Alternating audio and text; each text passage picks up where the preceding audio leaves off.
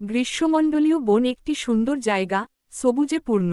বাতাস এবং পরিবেশ ঝকঝকে পরিষ্কার। একটু লম্বা কানের খরগোশ সেখানে বাস করত। তার নাম ছিল আব্বু। তার একটা সবজির ক্ষেত ছিল, এবং সে তার খুব যত্ন করত। সে পুরো বনে সবচেয়ে সুস্বাদু সবজি চাষ করতে চায়। যখন দুপুরের সময় আসে তখন সে ক্ষেত থেকে একটি তাজা গাজর তোলে এবং তার অপূর্ব স্বাদ উপভোগ করে। কিন্তু এক রাতে সবকিছু বদলে গেল। আব্বু সেদিন তাড়াতাড়ি ঘুমিয়ে পড়ল। পরদিন সকালে, যখন গাজর খাওয়ার সময় হল তখন সে অসম্মানজনক কিছু লক্ষ্য করল। খুব খারাপ আচরণের সাথে কেউ তার সবজির ক্ষেতে নোংরা ফেলেছিল। আব্বু আরও আশ্চর্য হয়ে গেল যখন সে দেখল চারিদিকে আরও শতাধিক আবর্জনা পড়ে আছে। এক মুহূর্ত চিন্তা করার পর সে ওই আবর্জনার পথ অনুসরণ করার কথা সিদ্ধান্ত নিল। সে নিশ্চিত ছিল যে এই পথ তাকে সেই বদমাসের কাছে নিয়ে যাবে। চলতে চলতে সে এক বিশাল গাছের নিচে চলে এলো যেখানে অনেক আবর্জনা পড়েছিল। আরে এই আবর্জনা কে ফেলেছে? সে চিৎকার করে উঠল। তারপর সে উপরে তাকিয়ে দেখল, বড় গাছের ডালে একটি অসভ্য বাদর বসে আছে।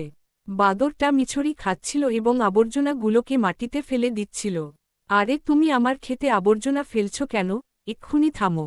বাদরের দিকে ক্ষিপ্ত হয়ে চিৎকার করে আব্বু। অবাক হয়ে বাদর ভয় পেয়ে গেল এবং সেখান থেকে পালিয়ে গেল। বাদরটি এত দ্রুত পালালো যে আব্বু তাকে ধরতেই পেল না।